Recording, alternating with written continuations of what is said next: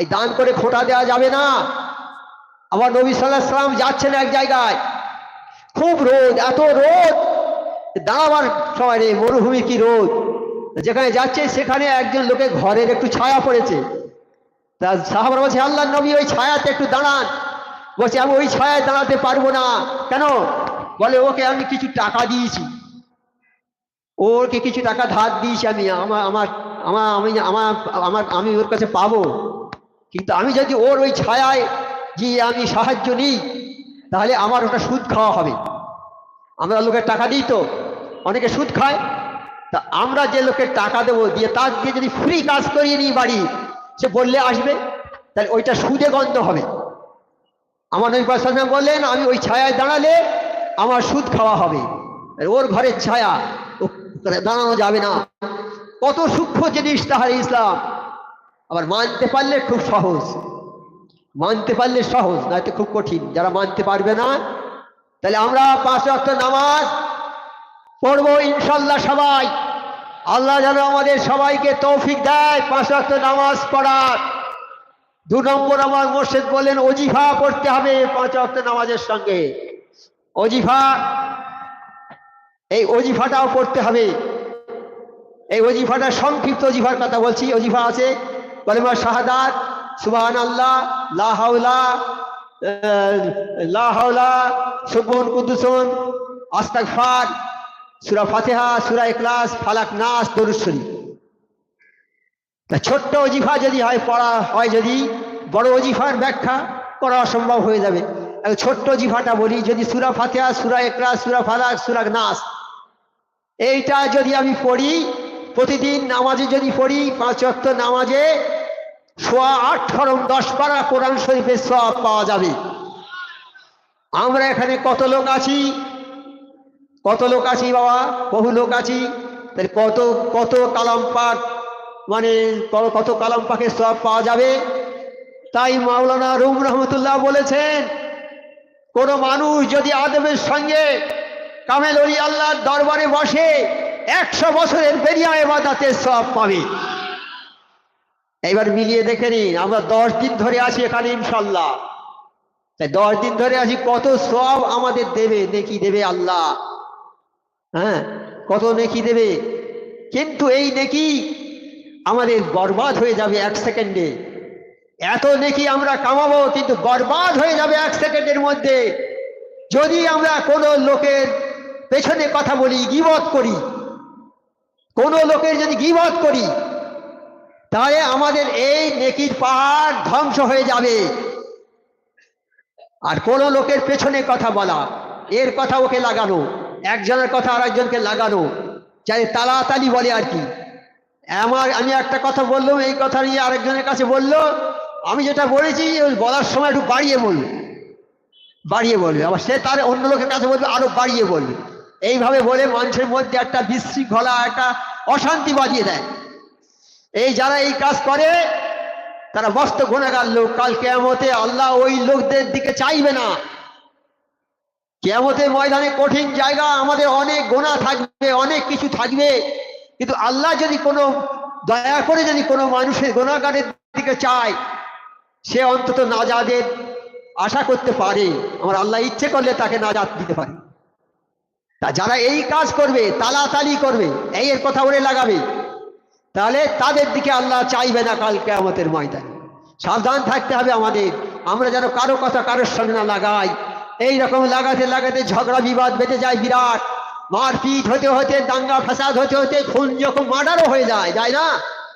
শয়তান তো আমাদের পেছনে আছে, সে সবসময় চেষ্টা করছে কিসে মানুষের সঙ্গে বিবাদ বাজিয়ে দেব। আর আমার আল্লাহ বলছে, তোমাদের কেউ যদি, দুজন যদি ঝগড়া শুরু করে, তৃতীয় ব্যক্তি গিয়ে থামিয়ে দেবে, খবরদার ওইটা আর যেন না বাড়ি। কিন্তু আজকে আমাদের এমন একটা হয়েছে ভাব, দুজন ঝগড়া করলে দুটো দল দুই দিকে চলে গিয়ে ওকে বলে তুই যা বলেছিস ঠিক, একে বলে তুই যা বলেছিস ঠিক, বললে উভয়ের পিছনে দাঁড়িয়ে গেল। তারা তখন আরো উত্তেজিত হয়ে আগুন ধরিয়ে গেল সব।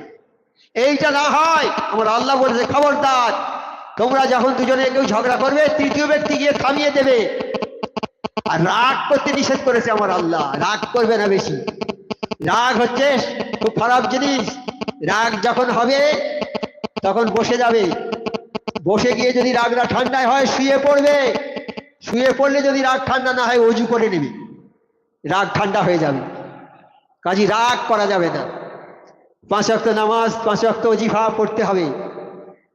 আর হালাল রুজি খেতে হবে। হালাল রুজি না খেলে এই যত কথা বলেছি সব পয়মাল হয়ে যাবে, যত কথা এই প্রথম থেকে বলেছি সব নষ্ট হয়ে যাবে। হালাল রুজি হচ্ছে একবার সবার মোক্ষম জিনিস। হালাল রুজি খেতে হবে। হালাল রুজি না খেলে কোনো ইবাদত বন্দেগী আল্লাহর দরবারে কবুল হবে না। আমার আল্লাহ আমার নবী সাল্লাল্লাহু আলাইহি সাল্লামকে বললেন, হে নবী, তুমি আগে হালাল খাও তারপরে নামাজ পড়ো। হালাল খানার কথা আগে বলেছেন আমার আল্লাহ নবী পাক সাল্লাল্লাহু আলাইহি সাল্লামকে, বলে হে নবী, তুমি আগে হালাল খাও তারপর নামাজ পড়ো। আমরা যদি হালাল না খেয়ে নামাজ পড়ি তাহলে কোনো কিছু হবে না, ফায়দা নামাজে কিছুই হবে না, নামাজ কবুল হবে না। এই হালাল খানাটা কিভাবে নষ্ট হয়? আমি ব্যবসা করি, মালে কম দেব। আমি 100 টাকা করে মাল কিনে আনছি, আনার সময় যার কাছে দিচ্ছি বলছি বাবা একটু টান দিয়ে দাও, তা সে হয়তো টান দিয়ে একটু দিলে বিক্রি করবে, তো খুচরো বিক্রি করবে।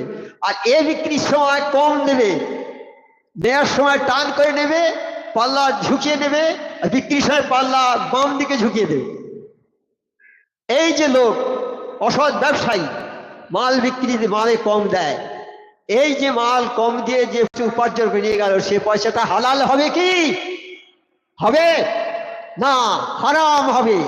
ওই পয়সা খেয়ে ইবাদত বন্দেগী করবে, কিচ্ছু হবে না।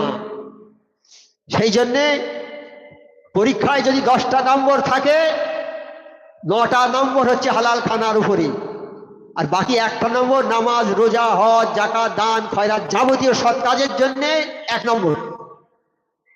যাবতীয় কাজের জন্য 1 নম্বর পাবো আমরা।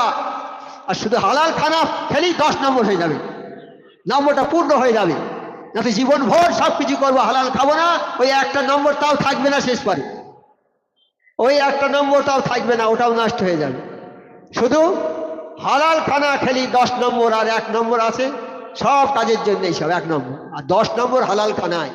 তাই আমার মোর্শেদ সুফি আজান গাছি রহমাতুল্লাহ আলাইহি তার প্রেসক্রিপশনে এইটা দিয়েছেন যে বাবা তোমরা হালাল রুজি খাবে, হালাল রুজি খাবে। আজকে যদি আমার মোর্শেদ সুফি আজান গাছি এই মজলিস কায়েম না করতেন তাহলে আমাদের অবস্থাটা কি হতো? আজকে সারা দেশ, সারা পৃথিবী সুদে ভরে আছে, সুদে ভরে আছে। আজকে আমার দেশে ইয়ং ছেলেরা, ইয়ং যুবক ছেলেরা, তারা অধিকাংশ নামাজ পড়ে না, অধিকাংশ নামাজ পড়ে না তারা। হ্যাঁ, তাদের কাছে অনুরোধ করছি বাবা তোমরা নামাজ পড়বে, তোমরা লেখাপড়া শিক্ষিত ছেলে, তোমার বন্ধু বান্ধব অনেক আছে, তুমি যদি নামাজ পড়ো তোমার দেখা দেখি তোমার বন্ধু বান্ধবরা নামাজ পড়বে। তুমি যদি নামাজ পড়ো তাহলে তোমার বন্ধু বান্ধবরা তোমার দেখে নামাজ পড়বে। গ্রামে একটা ক্লাব আছে, ক্লাবের সেক্রেটারি সবার সম্মানিত, সেও তো ছেলে, তাদের মধ্যে একটা সেক্রেটারি আছে, সব ছেলেরা ক্লাবে আছে। সেক্রেটারি যদি নামাজ পড়ে সব মেম্বাররা নামাজ পড়বে, পড়বে না? আর এই সব সেক্রেটারি দেখা দেখি যদি সবাই পড়ে নামাজ, আর সেক্রেটারি যদি নামাজের কথা বলে ওদের যে বাবা পড়ো, ওদের কথা শুনে যদি পড়ে, তাহলে সেক্রেটারি সাহেব যে নামাজ পড়বে সে তো নেকি পাবে, আর ওরা যারা যারা সব নামাজ পড়ে সবার নামাজ পড়ার সব আর সেক্রেটারি পাবে, কিন্তু ওদের নেকি কম হবে না। তাহলে আমাদের যুবক ছেলেরা যারা BA, MA, double MA, triple MA এইসব পাশ করে এসেছে, এমনকি লন্ডন থেকে পাশ করে এসেছে, ভালো ভালো কোয়ালিফাইড ছেলে, তাদের উচিত হবে নামাজ পড়া, তাদের উচিত হবে নামাজ পড়া। তারা যেন নামাজ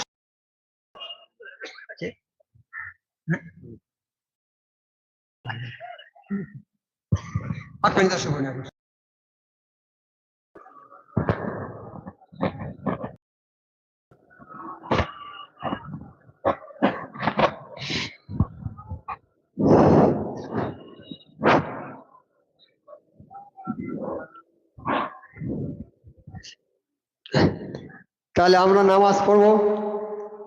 আমার যুবক ভাইরা যারা আছেন এখানে সবাই নামাজ পড়বে বাবা, সবার কাছে অনুরোধ করি, হাত জোর করে বলছি বাবা নামাজ পড়বে, হাত জোর করে বলছি বাবা নামাজটা পড়বে বাবা।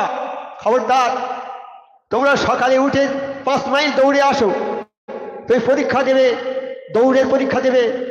এখন ওই চাকরি হতে গেলে দৌড়িতে হবে, বডি ফিট রেখে নেবে। তুমি দৌড়বে, সকালে উঠে 2 মাইল 3 মাইল দৌড়ে যাবে, কিন্তু 1 মিনিটের নামাজটা পড়তে পারবে না বাবা। খবরদার খবরদার, নামাজ পড়বে।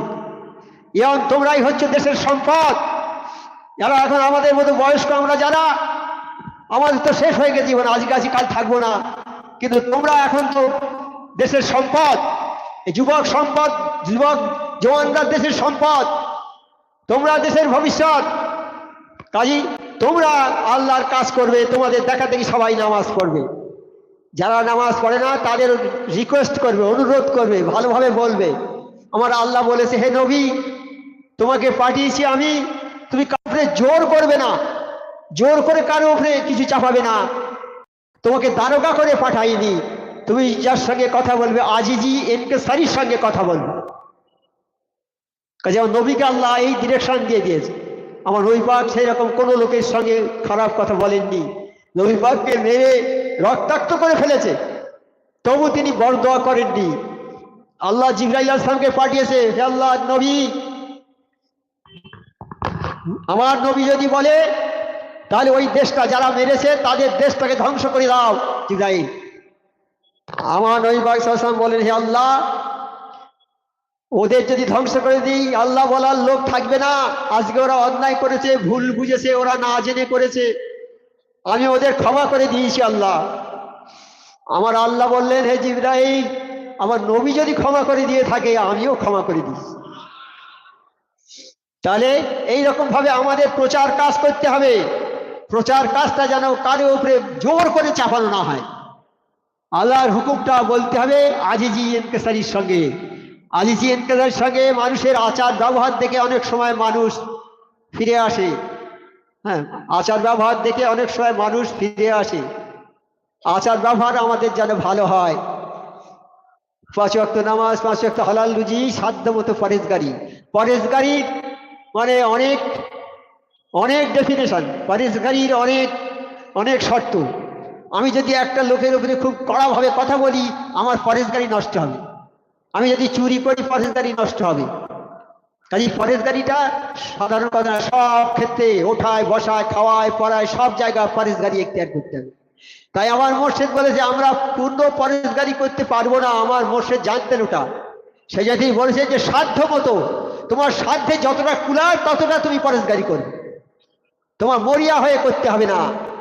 আল্লাহ আমাদের নিশ্চয়ই ওগুলো মাফ করবেন।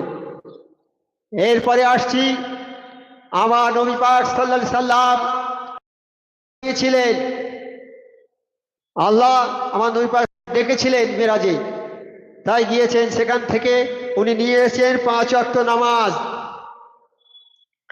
5 ওয়াক্ত নামাজ নিয়ে এসেছেন আমার নবী পাক সাল্লাল্লাহু আলাইহি সাল্লাম। 5 ওয়াক্ত নামাজ নিয়ে এসেছেন। হক্কানি ধরে শুনুন একবার।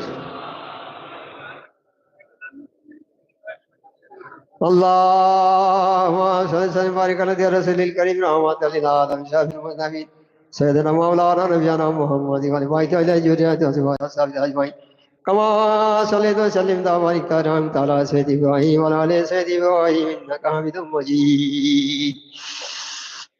আমার নবী পাক সাল্লাল্লাহু আলাইহি সাল্লাম মেরাজে গিয়েছিলেন, আমার আল্লাহ ডেকেছিলেন, গিয়েছে। তা আল্লাহর সঙ্গে দিদার হয়ে দেখা হয়েছে। আল্লাহ নামাজ দিয়েছেন 5 ওয়াক্ত নামাজ। আরো অনেক ঘটনা আছে, যাই হোক 5 ওয়াক্ত নামাজ দিয়েছে। আমার নবী পাক সাল্লাল্লাহু আলাইহি সাল্লাম খুব গমগিন হয়ে আছে, দুঃখ করছে। বলছে, হে নবী তুমি দুঃখ করো না, এই 5 ওয়াক্ত নামাজ দিচ্ছি, তোমার উম্মতরা 5 ওয়াক্ত নামাজ প্রতিদিন পড়বে, 50 ওয়াক্ত নামাজের সওয়াব পাবে। তাহলে আমার আল্লাহ কত বড় মহান। আমরা একটা কাজ করব, একটা কাজের নেকি 70 গুণ হবে, আবার তার থেকে 700 গুণও হতে পারে। দান যদি আমি একটা করি 10 গুণ থেকে 70 গুণ থেকে 700 গুণ পর্যন্ত হতে পারে। তাহলে আমার আল্লাহ কত বড় মহান। আল্লাহ আমাদের ভালোবাসেন, আল্লাহ আমাদের ভালোবেসে সৃষ্টি করেছে। তাই আমার নবী পাক সাল্লাল্লাহু আলাইহি সাল্লামকে ডেকে বেহেশত দোজখ সব দেখিয়ে দিলেন। দোজখে গিয়ে দেখেন, আমার নবী পাক সাল্লাল্লাহু আলাইহি সাল্লাম দোজখে গিয়ে দেখছেন যত সব মেয়েরা সব জাহান্নামী। দোজখে 99 ভাগ, 100 ভাগের মধ্যে 99 ভাগ মেয়ে জাহান্নামী। তখন আমার নবী পাক সাল্লাল্লাহু আলাইহি সাল্লাম জিবরাইলকে জিজ্ঞেস করছে, হে জিবরাইল, এই মেয়েরা এত জাহান্নামী কেন? তখন আমার আল্লাহ, তখন জিবরাইল বললেন, এরা নাশকরি করে, নাশকরি, হ্যাঁ, আর শকর নেই, নাশকরি করে। তখন জিবরাইল বলছে, কাদের উপর নাশকরি করে? বলছে স্বামীর কুফরি করে, অর্থাৎ নাশকরি, স্বামী কুফরি করে। মেয়েরা স্বামীর উপরে নাশকরি করে। যেমন আছে না, একটা শাড়ি এনে দিলে বলে এ ভালো না, ফিরে দাও, তা আবার বেচারি গেল দোকানে গিয়ে ফেরত দিয়ে আর একটা আনলে বলে এও ভালো না, হ্যাঁ, মানে পছন্দ হয় না, শকর গোজারি করে না। আর গরিব মানুষ শাক ভাত খাবে, খেয়ে বলবে আলহামদুলিল্লাহ। এমন মেয়ে আছে, শাড়ি এনে দিলে স্বামী বলবে যা এনেছে, বলে তোমার পছন্দ হয়েছে, আলহামদুলিল্লাহ। এরকম আছে তো। তা সেই যে নারী, সেই নারীর কথা আজকে কিছু বলবো। এইবার নাশকরি করে, ওই স্বামীর নাশকরি করে। স্বামী যেটা এনে দেবে ভালো লাগবে না, এটা ভালো হয়নি, ওটা ভালো হয়নি, এইরকম করবে। নারী জাতির স্বভাব এই যে, যদিও তুমি তার প্রতি আজীবন এহসান, সদ্ব্যবহার, উপকার করো, সারা জীবন যদি তুমি তাকে ভালোবাসো, স্ত্রীকে ভালো যদি সারা জীবন খুব বাসলে, তার সঙ্গে ভালো ব্যবহার করলে, তার উপকার করো, কিন্তু তোমার একটি মাত্র ত্রুটির দরুন কোনো একটা অসুবিধা হলে তখন সে বলবে, তোমার সকল উপকার অস্বীকার করে সে বলবে, আমি জীবনে কখনো তোমার নিকট হইতে সৎ ব্যবহার পাইলাম না। বুঝতে পেরেছেন কথাটা? স্ত্রীরা, নারী জাতি নাশকরি করে। কার উপরে নাশকরি করে? তার স্বামীর উপরে। মেয়েরা স্বামীর উপরে নাশকরি করে, হ্যাঁ, সারা জীবন তাকে ভালো খাওয়াচ্ছে, ভালো পড়াচ্ছে, সব কিছু করছে, যখন যা বলছে এনে দিচ্ছে, কিন্তু কোনো সময় যদি একটা কিছু অসুবিধা হয় তখনই বলবে, তুমি সারা জীবন তোমার সংসারে এসে আমার বিরাট দুঃখ কষ্ট, আমার কিছুই তুমি দাওনি। এই নাশকরি করার জন্য তারা জাহান্নামী। স্বামী নাশকরি করার জন্য তারা জাহান্নামী।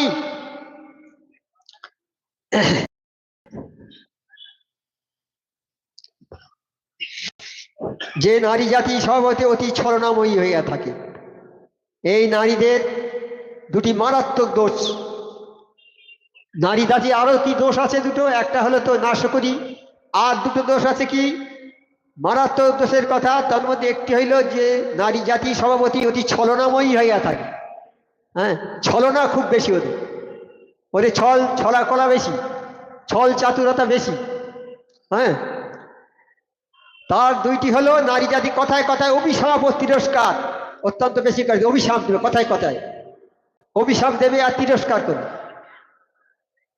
প্রথম গুণ হচ্ছে, দোষটা হচ্ছে স্বামীর প্রতি ইয়ে করে, খারাপ ব্যবহার করে, স্বামীর কুফরি করে, নাশকরি করে। আর দ্বিতীয় হচ্ছে কি, ছলনা, সবসময় ছলনা করবে। আর একটা গুণ হলো অভিশাপ, কথায় কথায় অভিশাপ দেবে আর তিরস্কার করবে। আর নারী স্বভাবতই ছলনাময়ী হইয়া থাকে। হযরত রাসূলুল্লাহ সাল্লাল্লাহু আলাইহি সাল্লাম বলে, নারী জাতি সাধারণত পুরুষ অপেক্ষা তরলমতি, ওদের মন মেজাজ নরম একটু, ও অল্প বুদ্ধি সম্পন্ন হইয়াও শুধু ছলনার দ্বারা পুরুষকে ঘুরপাক খাওয়ায়।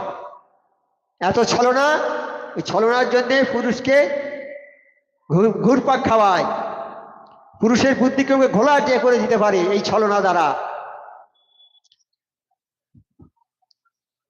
আর এই নারী জাতি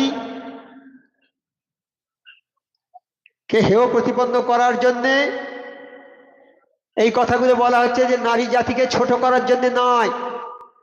আমার নবী পাক সাল্লাল্লাহু আলাইহি ওয়াসাল্লাম বলছেন যে নারী জাতিকে ছোট করার জন্য এইসব কথা বলা হচ্ছে না, যাতে নারী জাতিরা তাদের চরিত্র থেকে সংশোধন করে, সেই জন্য এইসব কথাগুলো বলা হচ্ছে। হযরত জাতির ক্ষুদ্রতম ছিদ্র পথে প্রবেশ করা উহার গলদ দূর করিবার প্রতি তৎপর হইয়াছেন আমার নবী পাক সাল্লাল্লাহু আলাইহি ওয়াসাল্লাম। জাতিকে, নারী জাতির উপরেই সংসারের সুখ, সমৃদ্ধি, শান্তি, শৃঙ্খলা সব নির্ভর করে, নয় কি? নারী জাতির উপরে সংসারের শৃঙ্খলা সব নির্ভর করে। হ্যাঁ, নারী জাতি, আমার নবী পাক সাল্লাল্লাহু আলাইহি ওয়াসাল্লাম বলেছেন, এই নারীদের কর্কশ ব্যবহারে, এই নারীদের খারাপ ব্যবহারে সংসারের সুখ সমৃদ্ধি ধ্বংস হয়ে যায়, স্বামীর সংসার নরকে পরিণত হয়। নারী জাতির, স্ত্রীর এই সব খারাপ কাজ, এই জন্যে স্বামীর সংসারটা ধ্বংস হয়ে যায়, নরকে পরিণত হয়ে যায়।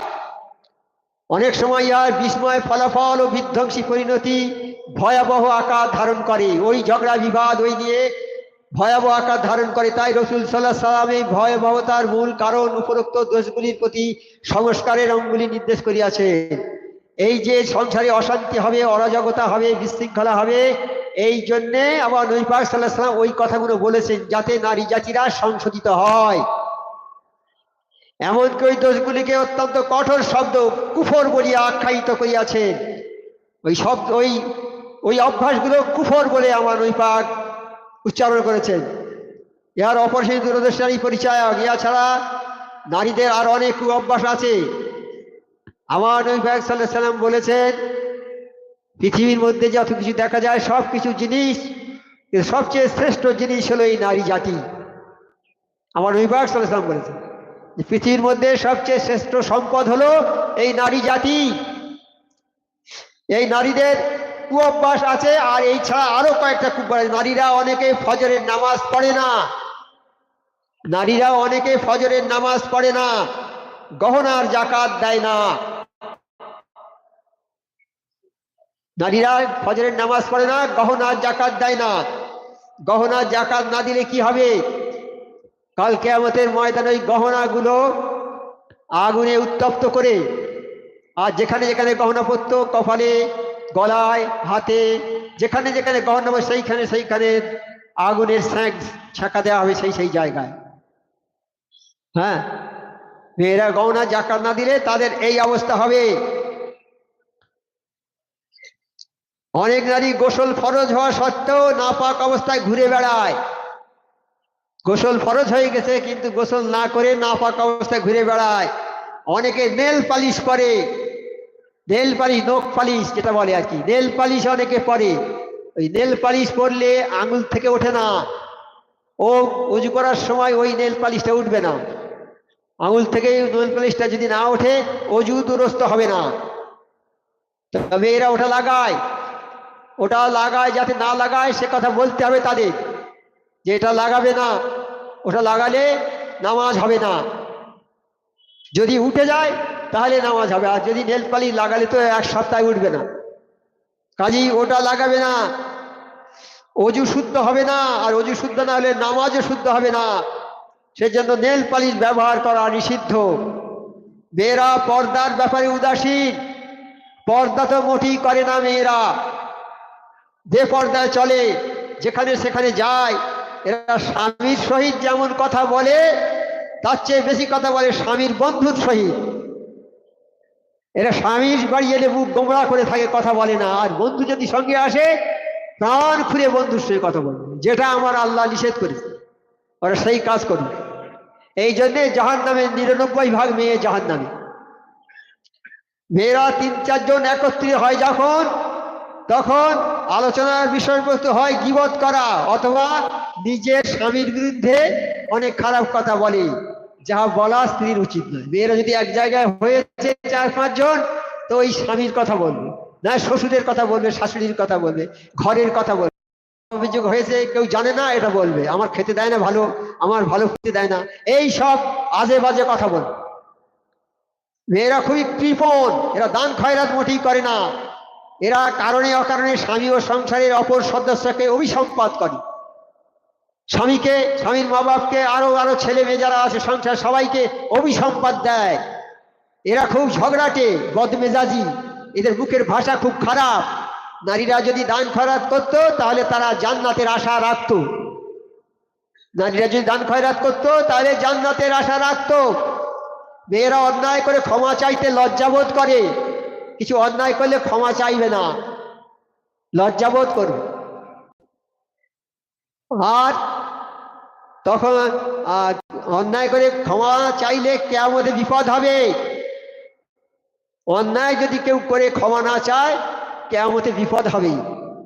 আমি বড় মানুষ, শিক্ষিত লোক, আমি চাকরি করি, আমার অনেক সম্পত্তি আছে, ধনী লোক, আমি অন্যায়ভাবে একটা ছোট ছেলেকে মেরেছি, অন্যায় করে মেরেছি। আমি যদি তার কাছে ক্ষমা না চাই আমার বিপদ হবে, কাল কাঠ গড়ায় দাঁড়াতে হবে আমার।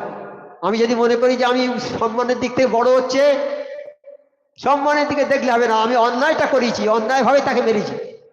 অন্যায় করে ক্ষমা চাইতেই হবে সবাইকে।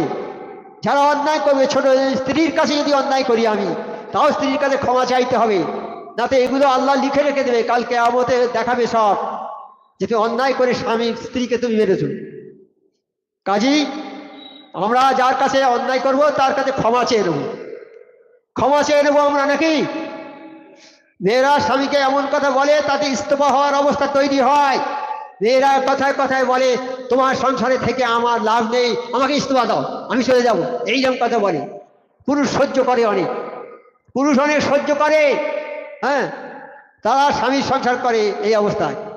এটা ঠিক নয়। নারী যদি সুন্দরী হয় এবং ধনীর হয় তাহলে তো অহংকারী হয়, তবে কিছু ব্যতিক্রম থাকবে, সব ধনীর মেয়েরা অহংকারী হয় না। বর্তমানে মেয়েরা সংসারের কর্তা হয়েছে, এখন এখন যা দেখতে পাচ্ছি, মেয়েরা সংসারের কর্তা হয়েছে না।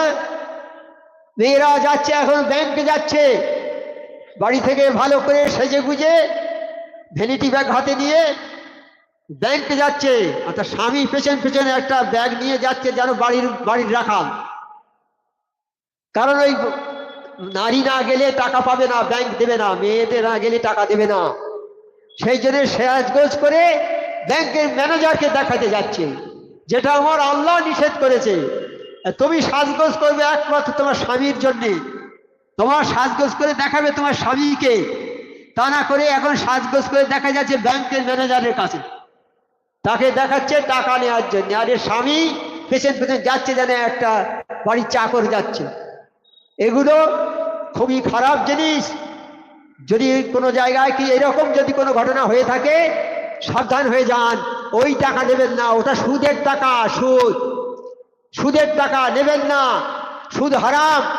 সুদ সম্বন্ধে আমার মোর্শেদ সুফি আজম কাসি রহমতুল্লাহ, বনাম আজহার কাসি রহমতুল্লাহ দরবার জেহাদ ঘোষণা করেছে সুদের সম্বন্ধে। প্রথম যখন এই হাক্কানি দরবার প্রতিষ্ঠা করেন, সর্বপ্রথম সুদের বয়ান উনি করেছিলেন। কিছু লোকের আঘাত লেগে গেল, তারা বড় বড় শেঠ লোক, সুদের ব্যবসা, তারা বলল হুজুর আপনার সব কথা ভালো, কিন্তু সুদের কথাটা আর বলবেন না। আমার মোর্শেদ বললে বাবা আমাকে আল্লাহ পাঠিয়েছে হক কথা বলার জন্য, আমি হক কথাই বলবো বাবা। সেই যে বলেছিলেন সেই শুরু থেকে আজ পর্যন্ত কত বছর হয়ে গেছে, সেই একই কথা এই দরবারে আসে, আর এই পরে এক সেই সুদের বয়ান হয়। সুদ হারাম, সুদ ত্যাগ করতে হবে সবাই। তাহলে এই সুদের ব্যবসা মেয়েরা না করে, যদি গ্রামে মেয়েরা এরকম থাকে ভালো করে বুঝিয়ে তাদের দরবারের কথাগুলো বলে যে আমরা সালানায় গিয়েছিলাম, এই সব কথা আলোচনা হয়েছে, তোমরা সুদের কাছে যেও না। আজকে আমার নবী পাক সাল্লাল্লাহু আলাইহি ওয়াসাল্লাম বলেছেন যে 100 ভাগ মেয়ের মধ্যে 99 জন জাহান্নামে। তা মেয়েরা জাহান্নামে কেন যাবে?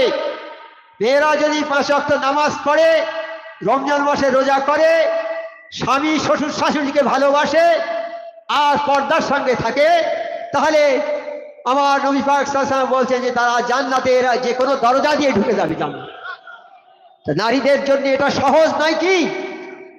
এটা সহজ। তারা বাড়িতে থাকবে, যদি বলে চাকরি করে, এ করে, সে করে, বাড়ি থাকতে পারবে না। চাকরি করে পর্দার সঙ্গে যেতে হবে চাকরি করতে, যদি পর্দার সঙ্গে যেতে পারে যাবে, নচেৎ চাকরি ছেড়ে দেবে, পর্দার সঙ্গে যাবে। সেই রকম চাকরি যেন স্কুল হয় বা কিছু হয়, বা যে কোনো জায়গায় চাকরি করতে পারবে না, হিসাব করে করতে। বাড়ির ধারে স্কুল হলো, প্রাইমারি স্কুল, হাই স্কুল, সেখানে চাকরি করবে, পর্দার সঙ্গে যাবে। এইরকম পরিস্থিতি যদি হয়, পর্দার সঙ্গে চাকরি করতে পারবে। পর্দা ছাড়া চাকরি করলে কাল কিয়ামতের শাস্তি বিরাট হবে। তাহলে আর আমার মা বোনেদের এই হলো দোষ, মস্ত দোষ। তারা স্বামীকে ভালোবাসবে না, স্বামীর বাপ মাকেও তো না। স্বামীকে যদি না বাসে বাপ মাকে বাসবে, তারা বিশৃঙ্খলা সৃষ্টি করবে। তাই বলছি যে আমার মা বোনেরা যারা আজকে এই অনুষ্ঠান দেখছেন, তারা 5 ওয়াক্ত নামাজ পড়বেন, আর রমজান মাসে রোজা করবেন, স্বামীর সঙ্গে ভালো ব্যবহার করবেন, শ্বশুর শাশুড়িকে ভালো ব্যবহার করবেন শ্বশুরের সঙ্গে, আর পর্দার সঙ্গে থাকবেন, তাহলে আপনারা সব জান্নাতি হবেন। আর আমাদের পুরুষ ভাইদের বলি যে একটা মেয়ে যখন এলো বাপের বাড়ি থেকে, নতুন মেয়ে, তার সঙ্গে ভালো ব্যবহার করবেন আপনারা সবাই। তাকে মনে করে অনেকে যে একটা গরু কিনে এনেছি, এটা গরু, কেনা গরু, একে যা খুশি তাই করব। আগে মানুষ কিনে আসতো না, কৃষ্ণদাস বিক্রি হতো, কিনে এনে অত্যাচার করতে, তার এটা কিনে এনেছি আমি। কিন্তু এইটা যে আমি এনে, অনেকের ধারণা যেটা আমাদের দাসী, আমরা কিনে এনেছি, তার প্রতি যা কিছু করব না, তাদেরকে ভালোবাসতে হবে। শুধু এক হাত বাজালে কি বাজে? আমার মা বোনদের যেমন দোষ আছে, আমার ভাইদেরও সেই রকম দোষ আছে। কাজী নতুন মেয়েটা যখন বাড়িতে এলো, তখন মা এবং বাপকে বলে দেবেন, মা বাবা তোমার মেয়ের মতো করে একে যত্ন করবে, যদি কিছু ভুল করে ক্ষমা করবে। আস্তে আস্তে এরকম করতে করতে সে ভালো হয়ে যাবে, খারাপ হবে না। যেমন যে শাশুড়ি এখন আছে, ওই শাশুড়ি রেখে আজকে শাশুড়ি হয়েছে না অনেক আগে বউ ছিল? তখন যদি ওই রকম করতো শ্বশুর শাশুড়ি, তাহলে এই বাড়িতে থাকতে পারতো না। তারা ভালো করে ভালোবেসে রেখেছে বলে আজকে শাশুড়ির আসনে বসেছে। শাশুড়ি যারা, তাদের নিজের মেয়ের মতো করে যত্ন করবে। দেখুন একটা উদাহরণ দিচ্ছি। বাড়ি আমার মেয়ে আছে, 15-16 বছরের মেয়ে আছে, আর বউ এলো ওই সমবয়সী। বউকে ভোরবেলা ডেকে দেবে, উঠতে হবে, তার অনেক কাজ করতে হবে। মেয়ে শুয়ে ঘুমোবে, তাকে কিছু বলবে না। যদি বলে মা তুই তো ভাবির সঙ্গে সাহায্য কর, যা, তাহলে দুজনে মিলেমিশে কাজ করে, বলবে না। বউ একটা গ্লাস ভেঙে ফেলেছে, কাঁচের গ্লাস, বলছে বাপ মা কোনো কাজ শেখায়নি, একটা কাঁচের গ্লাস কিভাবে নিয়ে যেতে হয় জানিস নে। তিরস্কার করতে লাগলো, তিরস্কার করতে, যা তা বলতে। মেয়ে একটা গ্লাস ভেঙে ফেলেছে, তখন বলছে মা আর ওখানে দাঁড়া, আমি যাচ্ছি, কাঁচগুলো ফুটে দেবো না তো পায়ে ফুটে যাবে। আর বউটার বেলা ও কথা বললো না। তাহলে না, দোষ আমাদেরও কিছু আছে, কাজে আমরা সেটা সংশোধন করে সব মানিয়ে নেব, তাহলে দেখবেন সংসারটা সোনার হবে। আল্লাহ যেন আমাদের সবাইকেই সোনার সংসার করার তৌফিকটা দেয়। হাক্কানি দরুদ শরীফ পড়বেন। আল্লাহুম্মা সাল্লি সাল্লিম বারিক আলা আবদিকা রাসূলিল কারীম রাহমাতাল লিল আলামিন শাফিউল মুযনিবিন সাইয়্যিদানা মাওলানা নবিয়ানা মুহাম্মাদিন ওয়া আলা আলিহি ওয়া বাইতিহি ওয়া যুররিয়াতিহি আজওয়াজিহি ওয়া সাহবিহি আজমাইন কামা সাল্লাইতা ওয়া সাল্লামতা ওয়া বারিকতা আলা সাইয়্যিদিনা ইব্রাহিম ওয়া আলা সাইয়্যিদিনা ইব্রাহিম ইন্নাকা হামিদুম মাজিদ। সূরা নিসার 29 নম্বর আয়াত। আউযু বিল্লাহি মিনাশ শাইতানির রাজিম, বিসমিল্লাহির রহমানির রহিম। ইয়া আইয়ুহাল্লাযীনা আমানু লা তাকুলু আমওয়ালাকুম বাইনাকুম বিল বাতিলি ইল্লা আন তাকুনা তিজারাতান আন তারাদিম মিনকুম ওয়া লা তাকুলু আনফুসাকুম ইন্নাল্লাহা কানা বিকুম রাহিমা। হে লোকেরা, তোমরা যারা ঈমান এনেছো, তোমরা একে অপরের সম্পদ অন্যায়ভাবে ভক্ষণ করো না। অন্যের সম্পদ অন্যায়ভাবে ভক্ষণ করো না। আল্লাহ পাক বলছে আমাদের সবাইকে, যারা ঈমান এনেছো, যারা হে ঈমানদারগণ, বান্দাগণ, তোমরা অন্যের সম্পদ অন্যায় গ্রহণ করো না। বুঝতে পেরেছেন কথাটা?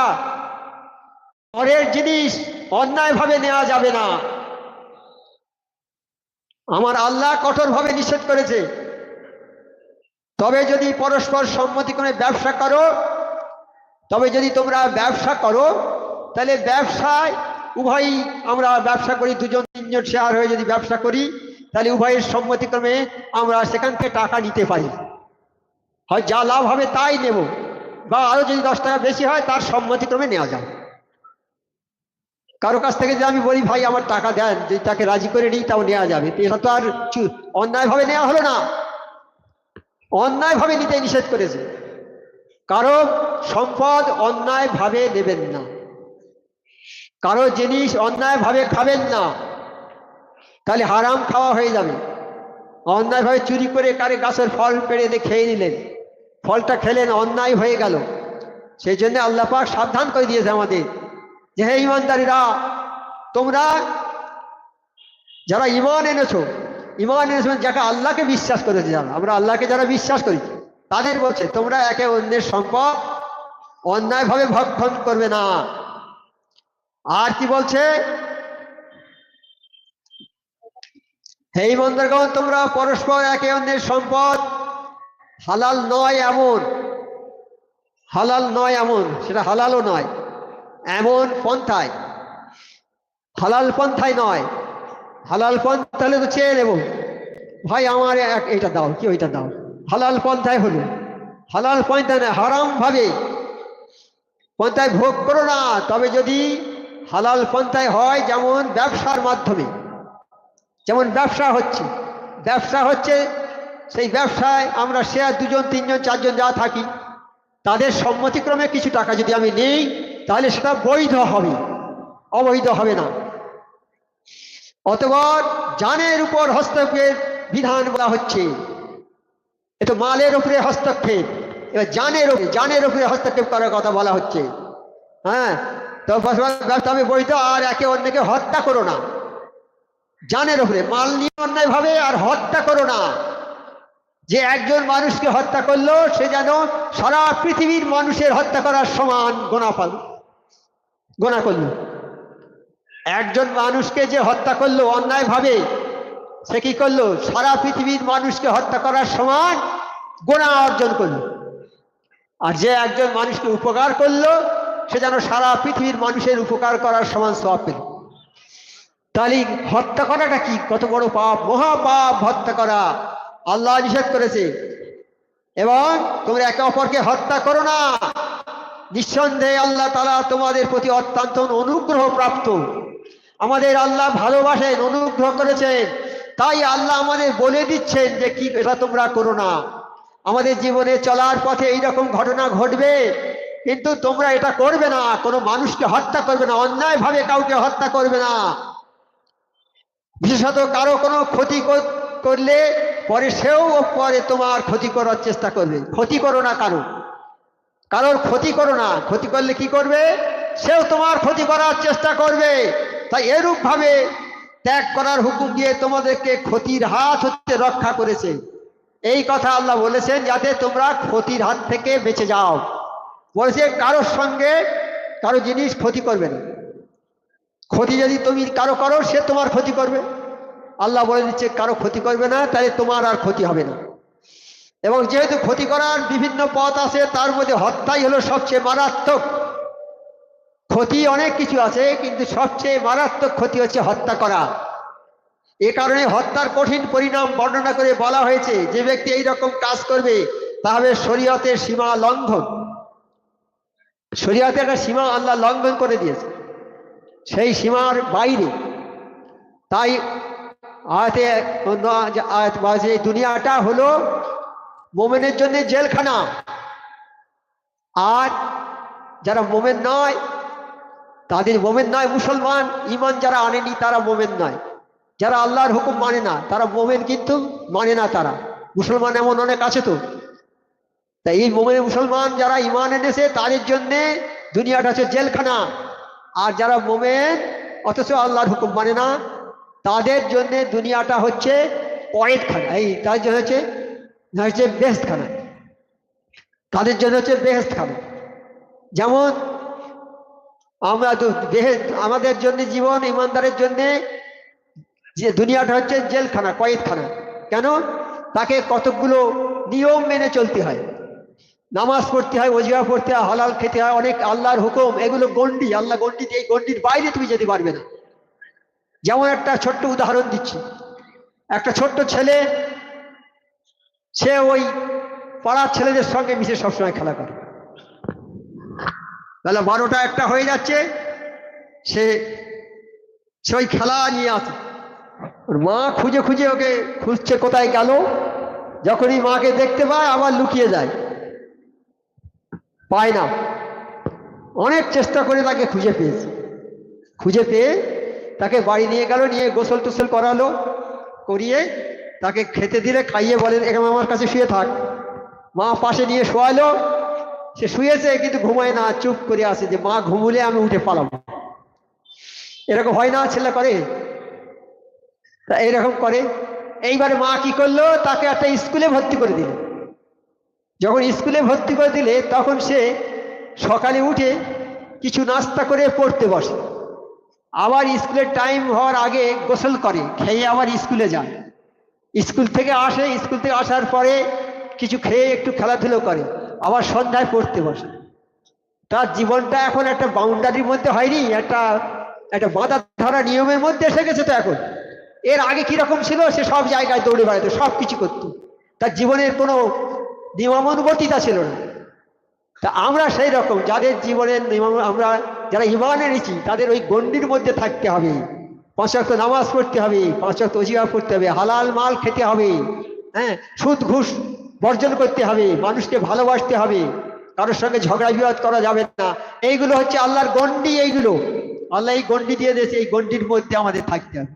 তা আমরা যখন কলেমা পড়েছি, কলেমার স্কুলে যখন আমরা ভর্তি হয়েছি, তখন আমরা আর ওই রকম কাজ করতে পারবো? নামাজ বন্ধ করতে পারবো? ওজিফা বন্ধ করতে পারবো? যার তার বাড়ি খেয়ে নিতে পারবো? যেখানে সেখানে যাত্রা থিয়েটার দেখতে পারবো? এসব পারবো? আর আমাদের জীবনে আমরা কলেমা পড়েছি, কলেমার একটা বাউন্ডারির মধ্যে আমাদের থাকতে হবে। আমাদের জীবনটা একটা বাঁধা ধরা নিয়মের মধ্যে, গণ্ডির মধ্যে আছে। তাই বলেছে যে ইমানদারের জীবনটা হচ্ছে দুনিয়াতে জেলখানার মতো। জেলখানার কয়েদিরা যেমন জেল থেকে বেরোতে পারে না, জেলটাই তাদের বাউন্ডারি, সেই ইমানদারের জীবনটা ওই রকম। আর যারা জেলের বাইরে আসে তাদের দুনিয়াটা হচ্ছে তাদের কাছে স্বর্গ, বেহেশখানা তাদের জন্য। হ্যাঁ, যা নিষিদ্ধ জিনিস তাই করবে, যেখানে সেখানে যাবে, কেউ বাধা দেবে না, কিন্তু ইমানদার যেতে পারবে না। এই দুনিয়াটা হলো ইমানদারের কাছে হক্কারি দোষে পড়ে যাবে। তাহলে একজনের সম্পদ অন্যায়ভাবে নেওয়া যাবে না, অন্যায়ভাবে কোনো মানুষকে হত্যা করা যাবে না, এগুলো করা মহাপাপ, এগুলো থেকে আমাদের বিরত থাকতে হবে। আবার আবার বলেছেন কি, নিজের সম্পদও অন্যায় পন্থায় ব্যয় করা বৈধ নয়। নিজের যা সম্পদ আছে, পরের সম্পদ তো আমি হস্তগত করলে অন্যায়, আবার নিজের সম্পদ আছে সেটা বৈধভাবে ব্যয় করতে হবে, অন্যায়ভাবে ব্যয় করা যাবে না। সেও নিয়ম বলে দিয়েছেন আমার আল্লাহ, তোমার পয়সা কোথায় ব্যয় করবে? তুমি তোমার মাতা পিতার জন্য ব্যয় করো, তোমার স্ত্রীর জন্য ব্যয় করো, তোমার ছেলে মেয়ের জন্য ব্যয় করো, এতিম ভিক্ষুক ফকির তাদের জন্য ব্যয় করো, এইসব ব্যয় করো। যারা পথচারী ভ্রমণকারী, যারা বিদেশ থেকে এসেছে আমাদের দেশে ভ্রমণ করতে, এসে তাদের পয়সা নেই আর ফুরিয়ে গেছে, তাদেরকে সাহায্য করো। আরো উন্নয়নমূলক কাজ আছে, সেখানে দান করো, দান খয়রাত করো। গরিব মিসকিনদের দেখো, অনাথ মিসকিন যারা আছে গ্রামের মধ্যে, অকর্মণ্য প্রতিবন্ধী যারা পড়ে আছে, উঠতে পারে না, বসতে পারে না, 4টে প্রতিবন্ধী একটা গ্রামে আছে। আমরা গ্রামে 1000 লোক বাস করি, সেই প্রতিবন্ধীদের তাদেরকে খাবার জোগাও, সবাই মিলে তাদেরকে খানা খাওয়াও, তাদের যেন বাইরে যেতে না হয়। এই কাজগুলো করতে হবে। একজন ছেলে পড়তে পারছে না, তার জন্য পয়সা খরচ করো, পড়াও, লেখাপড়া শেখাও, তোমার সম্পদটা এইভাবে ব্যয় করো, অন্যায় পথে ব্যয় করো না, তোমার সম্পদটা বৈধভাবে ব্যয় করো, গরিব মিসকিনকে দান করো, হ্যাঁ, এইসব করো, জাকাত দাও, ভালো কাজে ব্যয় করো। তাহলে বল দিচ্ছে, যেমন অন্যের কাছে থেকে পয়সা নিয়ে অন্যায়ভাবে নেওয়া খারাপ, অন্যায়, আর নিজের পয়সা নিজের কিন্তু অবৈধভাবে খারাপভাবে ব্যয় করাও সেটা অন্যায়। তাহলে আমরা আমাদের পয়সা ভালো জায়গায় ব্যয় করবো নাকি?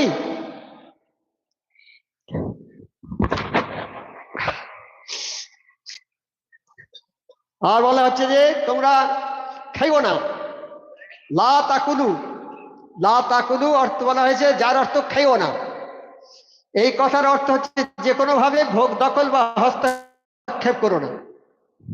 কালাম পাকে এই কথা বলে দিচ্ছে যে তোমরা পরের সম্পত্তি এইরকম খেও না। সেটা খেয়ে পরিধান করা কিংবা কোনোভাবে ব্যবহার করা হোক না কেন, হ্যাঁ, একটা কাপড় তো আর খায় না, তো একটা কাপড় কিনেছো, এটাও বলছে যে এটা খাওয়ার মধ্যে পড়েছে, খেলে যে দোষ হয় সেই দোষটাও হয়েছে। পরিধান করা কিংবা কোনোভাবে ব্যবহার করেই হোক না কেন, কেননা সাধারণ পরিভাষায় সম্পদের যে কোনো হস্তক্ষেপকেই খেয়ে ফেলা বলা হয়। সম্পদকে অন্যায়ভাবে হস্তক্ষেপ করা, যে কোনো হস্তক্ষেপ করাকেই খেয়ে ফেলা বলা হয়। যাই অপরের সম্পদ খেও না। বাতিলি শব্দটির তর্জমা করা হয়েছে অন্যায় পন্থায়, কালাম পাকে ওই আয়াতে আছে বাতিলি শব্দটা, মানে অন্যায় পন্থায় ব্যয় করো না, তখন শব্দটি হচ্ছে অন্যায় পন্থায়। হযরত আব্দুল্লাহ ইবনে মাসউদ রাদিয়াল্লাহু তাআলা এবং অন্য সাহাবীগণের মতে শরীয়তের দৃষ্টিতে নিষিদ্ধ এবং নাজায়েজ সবগুলো, হ্যাঁ, বাতিল পন্থায় মানে অন্যায় পন্থায়, অন্য পথে, অন্যায় ভাবে, পথটা যেতে হবে অন্যায়, অন্যায় পথে কোনো মানুষের কাছ থেকে কিছু উপার্জন করে নেওয়া, হ্যাঁ, যেমন যেমন সুদ, চুরি, ডাকাতি, আত্মসাৎ, বিশ্বাসভঙ্গ, সুদ, ঘুষ ইত্যাদি এই অন্যায় পন্থার অন্তর্ভুক্ত। ডাকাতি করে মাল উপার্জন করে অন্যায় ভাবে হলো না, এভাবে করা যাবে না।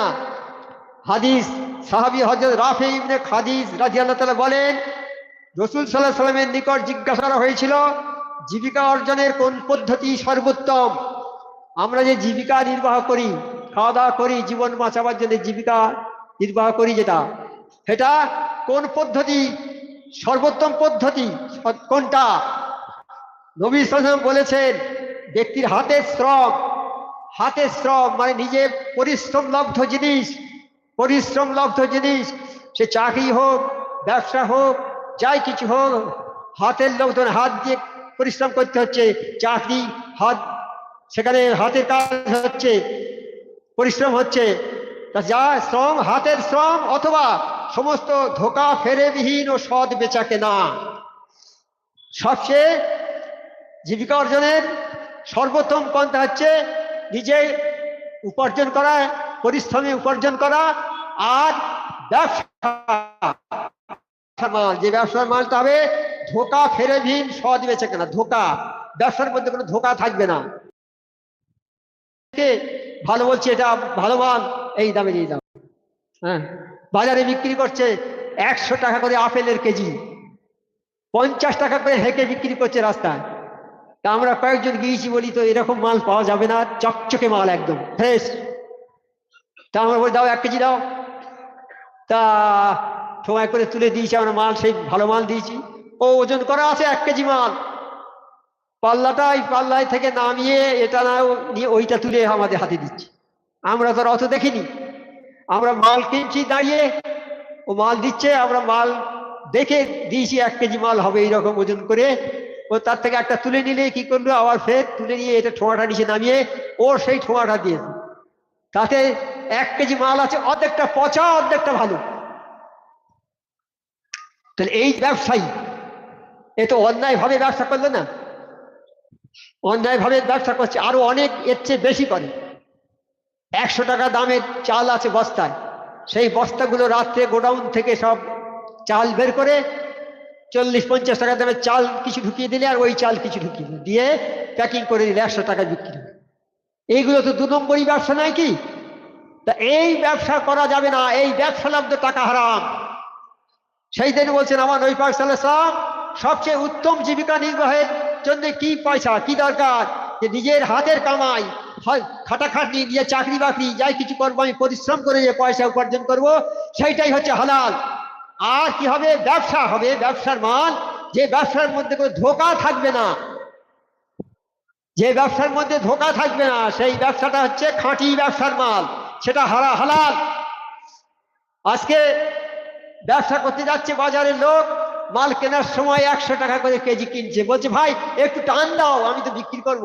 সে টান দিয়ে দিলে, আর বিক্রি করার সময় পাল্লাটা ডান দিকে টান দেবে না, বাম দিকে টান দেবে, বিক্রি করবে। 1 কিলো মাল দেবে, 900 গ্রাম হবে। তা আমরা কিছু কিছু লোক আছি কেনার সময় যাচাই করে নিই, কিন্তু এমন লোক আছে যাদের সময় নেই, তারা মাছের দোকানে যায়, গিয়ে ব্যাগটা ফেলে দিয়ে যায়, সবজির দোকানে গিয়ে ব্যাগটা ফেলে দিয়ে যায়, আমার 1 কেজি এইটা দাও, এইটা দাও বলে চলে যায়। যাওয়ার সময় পয়সা দিয়ে দেয় কি, বাড়ি পরের দিন পয়সা দিব, ওই ব্যাগে করে এনে সব যার যার কাছে দিয়ে দিন। তা যার কাছে গেল, মাছওয়ালার কাছে গিয়ে বলে আমরা 1 কেজি মাছ দাও, সে 1 কেজি দিয়ে বলে 1200 দিয়েছি, বলে লিখে রাখলো খাতায় 1200 লিখে খাতার ভেতরে ঢুকিয়ে দিয়েছে, ব্যাগের মধ্যে ঢুকিয়ে দিয়েছে। গিয়ে পরের দিন 1200 মাছের দাম দিয়ে গেল। তাহলে সে এই লাভ অন্যায় করলো না? তো এই ব্যবসাগুলো তো অবৈধ ব্যবসা, এই অবৈধ ব্যবসা করা যাবে না, এই অবৈধ ব্যবসা বন্ধ করতে হবে।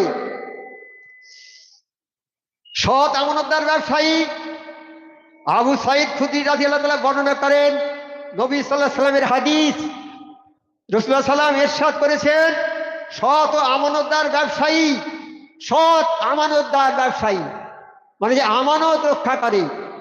আমানত মানে ন্যায্য করে। আবার আমানতের কথা হচ্ছে, আমার নবী পাক ছিলেন আমানতদার।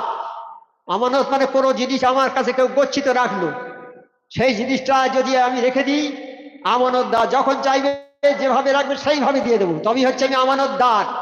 আমি যদি খরচ করে ফেলি, আমানতের খেয়ানত করে ফেললো।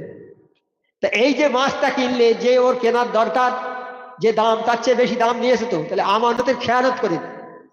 সেই জন্য বলছে যে আমানতদার, সৎ আমানতদার ব্যবসায়ী যদি ন্যায্য ব্যবসা করত, সৎ থাকতো, তাহলে কাল কিয়ামতে তার কাদের সঙ্গে তার হাসর হবে?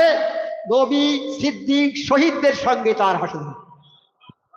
সৎ ব্যবসায়ী যে তার হাসর হবে নবী, সিদ্দিক, শহীদ। এই 4 শ্রেণীর লোক আছে: নবী, সিদ্দিক, শহীদ আর সালেহীন। সালেহীন হচ্ছে আমার নবী, নবী নবী নবী যারা আমার মোর্শেদ আধার কার্ড নবী সালেহীন পর্যায়ের মানুষ, সালেহীন। তা কিয়ামত পর্যন্ত সালেহীনরা থাকবে। নবীন চলে গেছে, সিদ্দিক, সুহাদা সব শেষ, তাদের যুগ শেষ। এখন এই সালেহীনের যুগ। এই সালেহীনের যুগ, এই সালেহীন মানে নবী, এই ওলি আল্লাহ। এই ওলি আল্লাহদের যুগ ইনশাল্লাহ কিয়ামত পর্যন্ত থাকবে। কেন? আমার আল্লাহ কি বলেছেন? আল্লাহ বলেছেন, আমি এই কালাম পাক নাজেল করেছি, কিয়ামত পর্যন্ত সংরক্ষণ করব এই কালাম পাককে।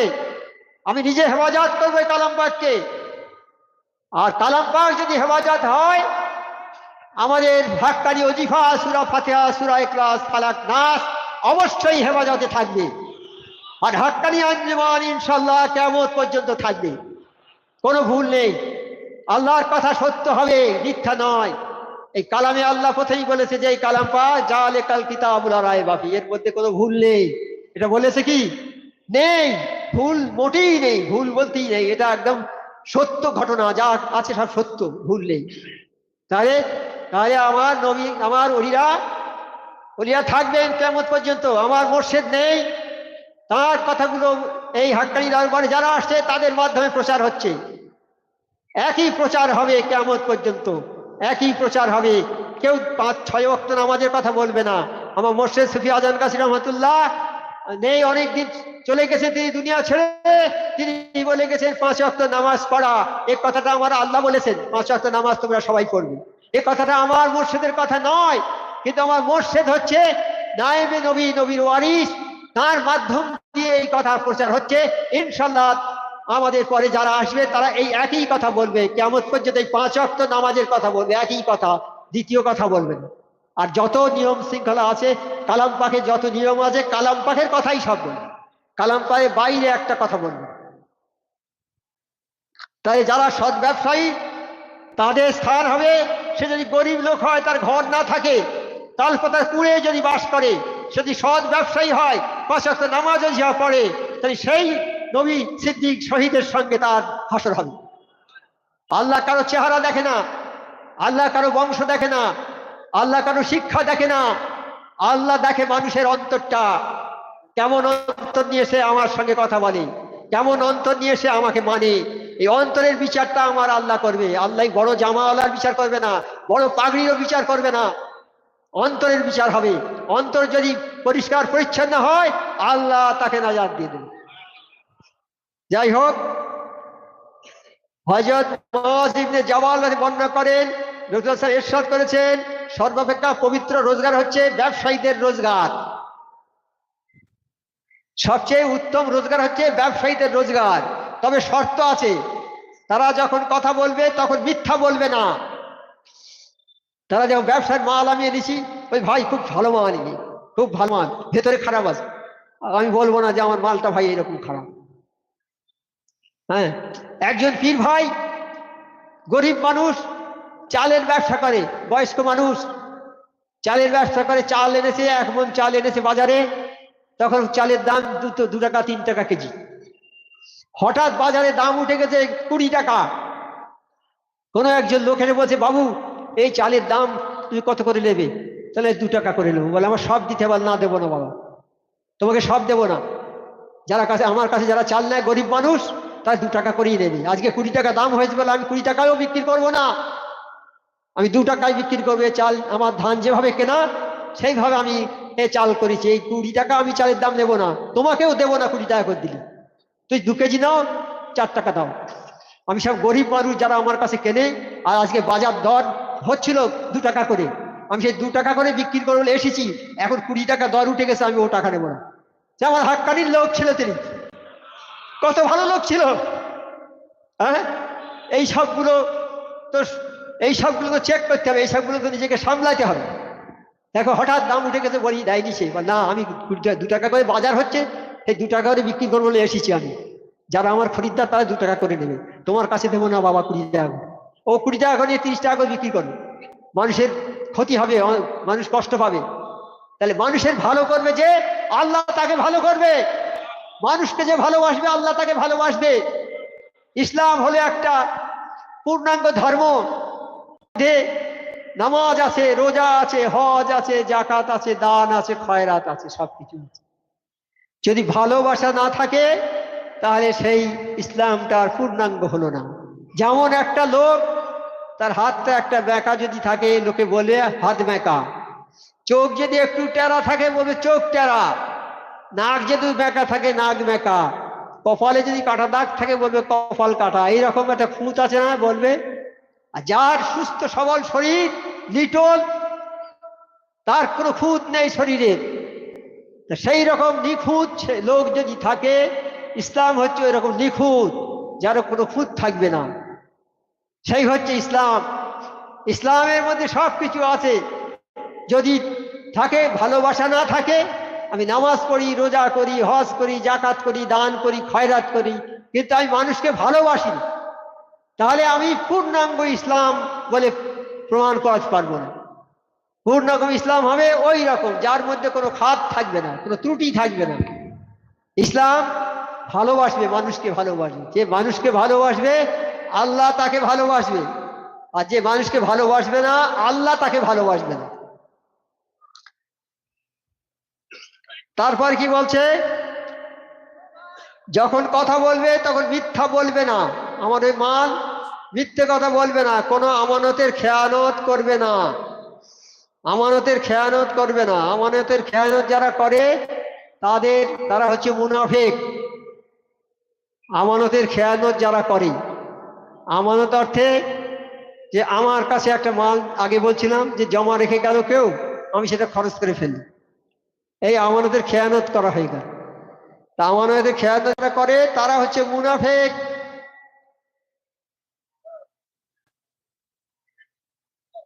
কোনো পণ্য ক্রয় করার সময় সেটাকে মন্দ সাব্যস্ত করে মূল্য কম দেওয়ার চেষ্টা করবে না। মাল কেনার সময় বলছে, যে কোনো মাল কেনার সময়, না এ তত ভালো না, একটু কম নাও, এইভাবে যাচাই করে কম দেবে না তাকে। নিজের মালামাল বিক্রি করার সময় সে নিজের মালের অযথা প্রশংসা করে তাকে বিভ্রান্ত করবে না।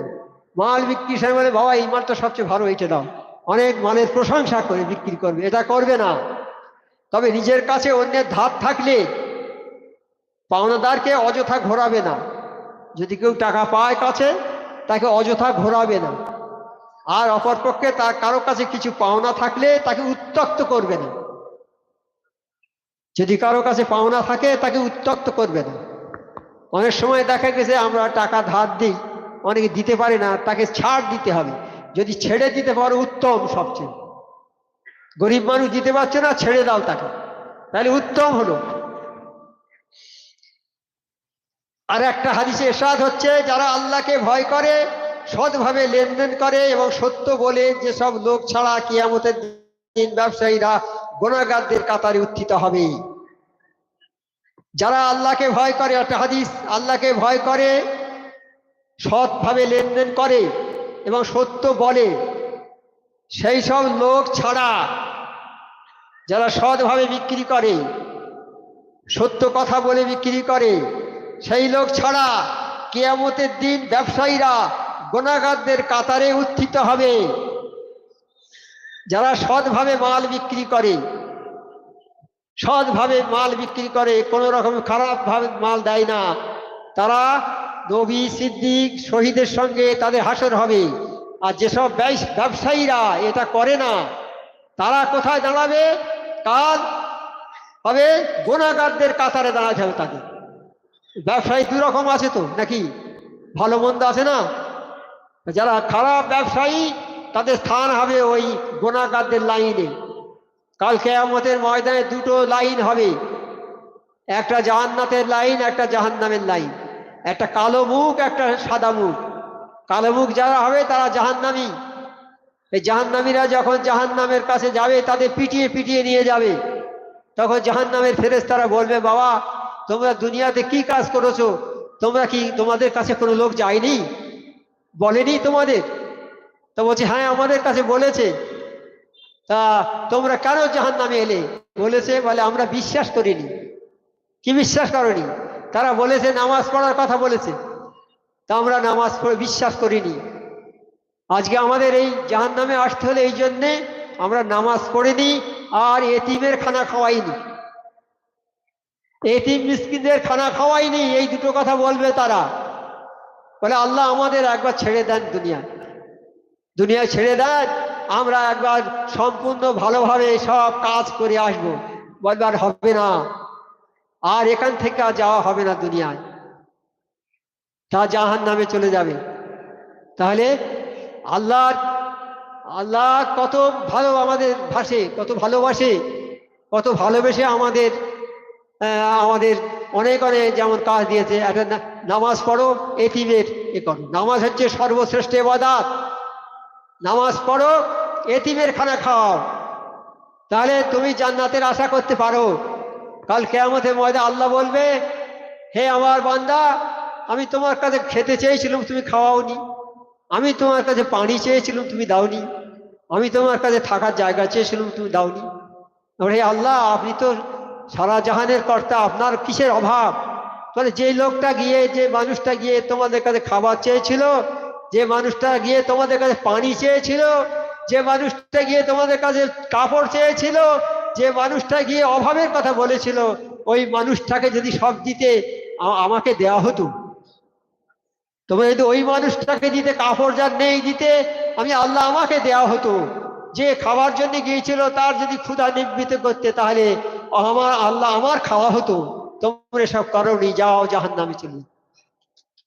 তাহলে আমাদের খুব হিসাব করে চলতে হবে। আমাদের তো গায়ে ধাক্কা মেরে মেরে বলে দিচ্ছেন, এই কামেল ওলি আল্লাহর দরবারে এসেছি আমরা, যারা এসে আমরা এগুলো শুনতে পাচ্ছি, তা এই মতো যদি আমরা না কাজ করি তাহলে আমাদের কপাল পোড়া। আমরা যেন এগুলো সুন্দরভাবে পালন করতে পারি, আল্লাহ যেন আমাদের সবাইকে তৌফিক দেয়। আর একটা কথা বলছি, হত্যা করা, নিজেকে হত্যা করা মহাপাপ। আত্মহত্যা করা, যে আত্মহত্যা করবে, যে লোহার তরবারি দিয়ে নিজের বুকে মেরে নিজেকে হত্যা করবে, কাল কিয়ামতে তার ওই কাজ হবে। সবসময় বুকে তরবারি মারবে আর তরোয়াল মারবে। কেউ যদি গলায় ফাঁস দিয়ে মরে, কিয়ামতের দিন ওই ফাঁস শুরু হবে, যতদিন পর্যন্ত না বিচার হবে ততদিন ওই ফাঁস গলায় থাকবে, শুধু ফাঁস গলায় থাকবে। যেভাবেই আত্মহত্যা করবে সে, তার সেই শাস্তি ওই শুরু থেকে সেই শাস্তি হবে। কাজে আত্মহত্যা করা মহাপাপ, আত্মহত্যা করা যাবে না। তাহলে আমরা এখন 5 ওয়াক্ত নামাজ বিনা কাজায় পড়বো, 5 ওয়াক্ত ওজিফা বিনা কাজায় পড়বো, হালাল রুজি খাবো, সাধ্য মতো পরেজগারি করবো। আর আমাদের ছেলে মেয়ে, বিবি বাচ্চা সবাইকে 5 ওয়াক্ত নামাজ পড়াবো, সবাইকে ওজিফা পড়াবো, সাধ্য মতো পরে সবাইকে আমরা নামাজের কথা বলবো। এই দিনের প্রচারটা আমরা করব। আমার মুর্শিদ সুফি আজম আল্লাহ এই দরবার কায়েম করে তিনি প্রচার করেছেন, সব ওজিফা ছাপিয়ে সারা দেশে দেশে ছেড়ে দিয়েছেন। যেখানে যেতে পারেননি চিঠি দিয়ে সেখানে করেছেন। ওনার পরে মুয়াজ্জেম কেবলা রহমতুল্লাহ প্রচার করেছেন, তারপরে অফিসি কেবলা রহমতুল্লাহ প্রচার করেছেন, তারপরে সাবল সিংহ হুজুর কেবলা রহমতুল্লাহ উনি প্রচার করেছেন। ওনার প্রচারটা সবচেয়ে বড় প্রচার হয়েছে। ওই সময়টা হচ্ছে এই সময়টা, ওনার যে সময়টা শফি সবল সিং হুজুরুল্লাহ রহমানের সময়টা আমাদের হাক্কানি আঞ্জুমানের স্বর্ণযুগ। 26টা ভাষায় হাক্কানি ওজিফা প্রচার করে সারা বিশ্বে। আজকে এখানে যেসব মানুষ আছে, জাপান থেকে এসেছে, আমেরিকা থেকে এসেছে, ইন্দোনেশিয়া থেকে, পৃথিবীর বিভিন্ন প্রান্ত থেকে মানুষ এসেছে, তারা এই প্রচার কার্য সবাই চালাচ্ছে। এখান থেকে যাওয়ার সময় সবাই ওজিফার কার্ড নিয়ে যাচ্ছে। আজকে যেমন এই বাড়িতে বসে সব আমার মা বোনেরা সব শুনছে, এই রকম এই যে অনুষ্ঠানটা হচ্ছে এখানে, আজকে এখানে নয়, আমেরিকায় হচ্ছে, জাপানে হচ্ছে, লন্ডনে হচ্ছে, যেখানে এখানে আমাদের পীর ভাইরা আছে, পৃথিবীর সমস্ত জায়গায় হচ্ছে, একই সঙ্গে সবাই দেখছে। কাজী এই প্রচার কাজের চেয়ে বড় কাজ আর নেই। যদি কোনো মানুষ একটা ওজিফার কাগজ কোনো লোককে দেয় যে ভাই ওজিফাটা পড়ো, পড়ুক না পড়ুক, এই কাজটা হলো একটা নবীর কাজ সে করলো। নবী আর আসবে না, কিন্তু নবীওয়ালা কাজ থাকবে, নবীওয়ালা কাজ থাকবে। আমার মোর্শেদ কাঁদছেন খুব, সব আমার মোর্শেদ আমার নবী পাক সাল্লাল্লাহু আলাইহি ওয়াসাল্লাম খুব গম্ভীর হয়ে বসে আছে যে আমার উম্মতের কি হবে, আমার উম্মতের কি হবে। আমার নবী পাক সাল্লাল্লাহু আলাইহি ওয়াসাল্লাম জিবরাইল আসলামকে পাঠিয়ে বলে দে, হে জিবরাইল আমার নবীকে বলে দাও আমার নবীর উম্মতকে আমি নবীর দরজা দেবো, তারপর দুনিয়া থেকে তুলে নেব। তাহলে আমরা যারা আছি আমাদের নবীর দরজা হবে। এই ওজিফার কাগজ যদি বিলি করি, আমার মোর্শেদ বলেছে যে একটা নবীর কাজ করা হবে। আমার মোর্শেদ কি ভুল বলেছেন? মোটেই নয়, এটা আমার আল্লাহ বলেছেন যে আমাদের এই তোমার উম্মতকে, আমার নৈবাক তোমার উম্মতকে আমি নবীর দরজা দেব, তারপর দুনিয়া থেকে তুলে নেব। তাই আজকে যারা আমরা আছি, আমরা সেই আমার মোর্শেদ বলছে যে তোমরা এই প্রচার করো, এই হাক্কানি কথা প্রচার করো। তুমি যদি প্রচার করো তাহলে তুমি একটা নবীর কাজ করলে। আমরা প্রচার করব, আমরা বাইরে যারা যেতে পারি না, আমরা গ্রামে প্রচার করব। আমার ভাই আছে, আত্মীয় স্বজন আছে, সবার কাছে হাক্কানির কথা বলবো। আর আজকে আমরা যারা শুনে যাচ্ছি হাক্কানি থেকে, আজ 10 দিন ধরে নেকির পাহাড় মাথায় করে নিয়ে যাচ্ছি, আমরা বাড়িতে গিয়ে এই কথাগুলো প্রচার করব, সব জায়গায় প্রচার করব। তাহলে আমরা আরো নেকি বেশি পাবো, নবীর দরজা লাভ করবো ইনশাল্লাহ। আল্লাহ যেন আমাদের সে তৌফিক দেয়।